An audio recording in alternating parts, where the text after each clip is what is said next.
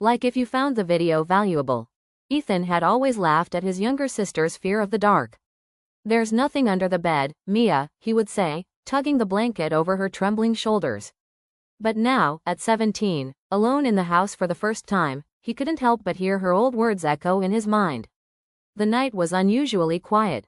The hum of the refrigerator in the kitchen seemed distant, swallowed by the stillness pressing against the walls. Ethan sat on his bed scrolling through his phone when the power suddenly flickered and then died.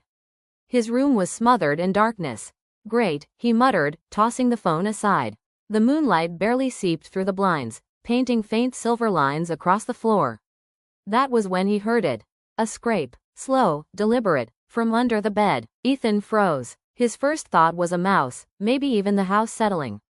But this sound was different, wet, like nails dragging over wood dampened with saliva. Mia, he whispered instinctively, though he knew she was at their grandmother's house. No reply, only silence, followed by the faint rustle of fabric, as though something brushed against his bedsheet from below. Ethan's pulse hammered. He leaned down, trying to peer into the black gap beneath the bed. The moonlight didn't reach that far, it was a pit of shadow. His breath quickened when he saw 2 points of faint reflection. Eyes, watching. He lurched back onto the mattress, pulling his feet up, clutching his knees like a child. This isn't real, he hissed. I'm tired, I'm imagining things. But then the bed shifted. Not much, just an inch, as though something enormous pressed against the floorboards beneath him. A low groan rose from the wood, followed by the soft, guttural sound of breathing. Something was there, something big. The scrape returned, moving slowly toward the edge of the bed. Ethan didn't dare move. He remembered every childhood story, every whispered warning Mia had ever given him. It waits until your feet touch the ground. The thing wanted him to run, to climb down, to give it an opening. He forced himself to sit still, even as sweat slid down his temple.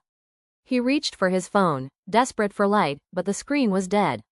Battery drained, his last lifeline gone. Minutes stretched like hours. Then, the whisper came. Ethan. It wasn't his sister's voice. It was broken, wet, like the throat forming it had never spoken human words before. He bit down on a scream, clutching the sheets tighter.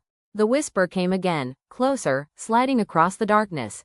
Come down. Ethan wanted to bolt for the door, but it meant lowering his legs. The rules his sister had screamed about in her nightmares, were suddenly real. The breathing grew heavier. The bed dipped as if claws dug upward, testing the frame.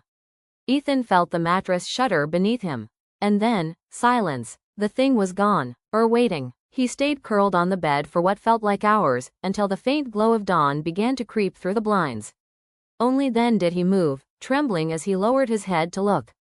Nothing. Just dust and empty floorboards. Relief washed through him. He almost laughed. Maybe it had been a dream, a trick of his mind. He swung his legs over the side of the bed. The moment his bare feet touched the floor, a hand shot out from the shadows. Cold, slick fingers coiled around his ankle. And Ethan finally understood why Mia had never slept without the light on.